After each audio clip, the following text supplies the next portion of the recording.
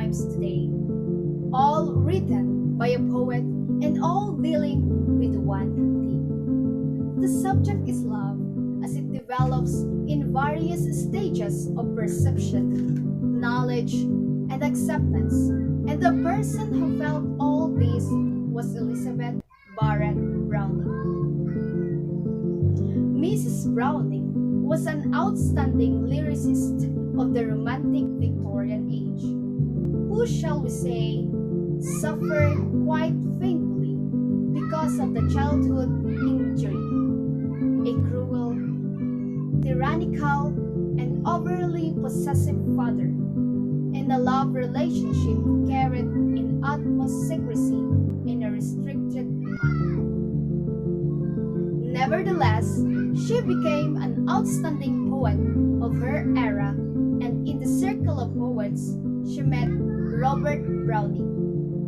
Romance bloomed at 40, drew letters, but fell in love. The following is a sequence of a sonnet which Mrs. Browning recorded under the guise of transition from Portuguese, telling the different stages of her love for her husband, Robert Browning. The first sonnet, Sonnet 1, tells about her hopelessness at her condition, resigning herself to that until love came to her. I thought once how Theocritus had sung of the sweet years, the dear and wished for years, who each one in a gracious hand appears, to bear a gift for mortals old or young. And as I amused it in his antique tongue, I saw in a gradual vision to my tears the sweet, sad years, the melancholy years, those of my own life, who by turns had flung a shadow across me. Straightway I was aware.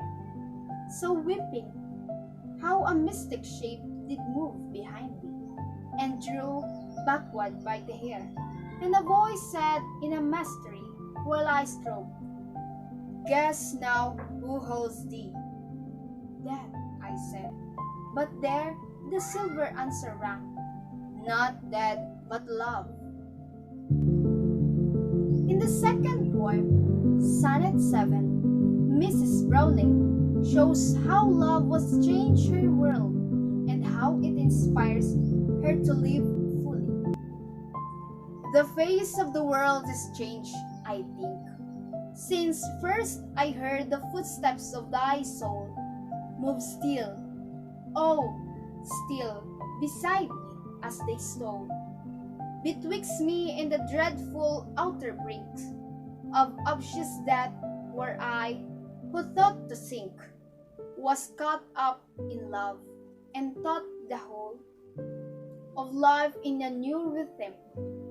The cup of the dole God gave up baptism, I am fain to drink, and praise its sweetness, sweet with thee and near. The names of country, heaven are changed away, for where thou art or shall be, there or here. And this lute and song, loved yesterday, the singing angels know, are only dear because thy names moves right in what they say. At this stage, Sonnet 14, the poet begins to fall in love, but expresses some misgivings, wanting to be sure it is not just an infatuation, as we say nowadays.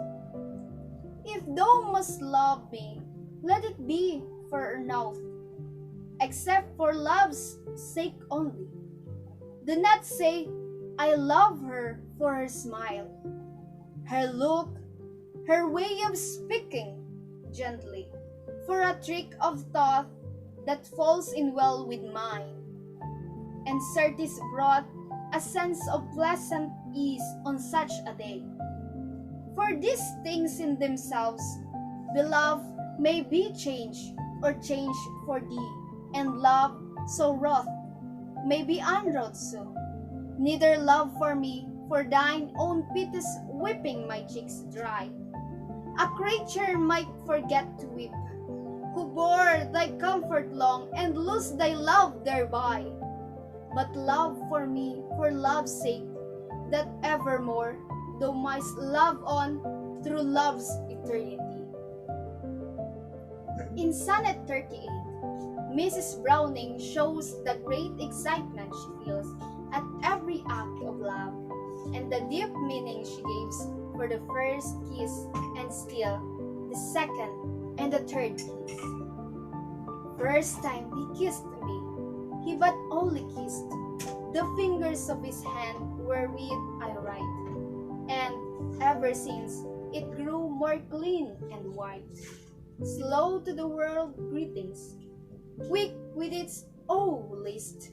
When the angels pick a ring of amethyst, I could not wear here, plainer to my sight than that first kiss.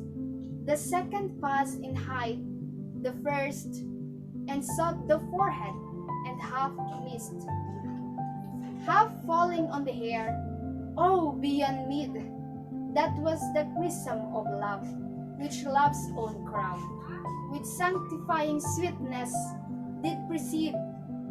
The third upon my lips was folded down in perfect purple stage, since when, indeed, I have been proud and said, my love, my own.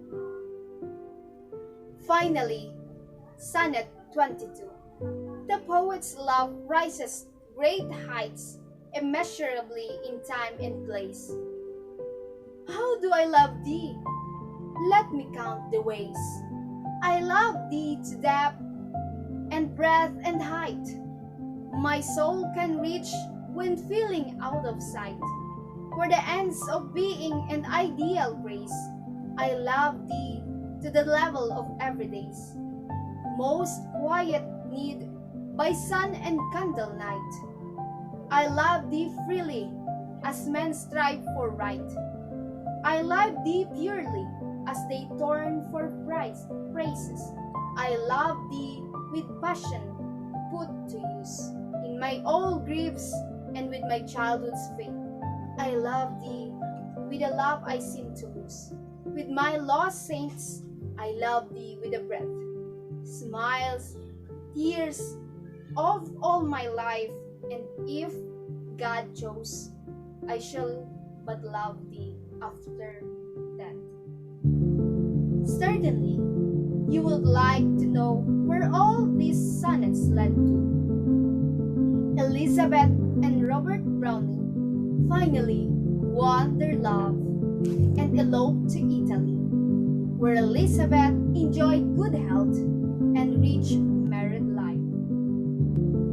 But after 15 years of idealistic years together with Elizabeth Barrett Browning, she died, and Robert Browning returned to London with his son.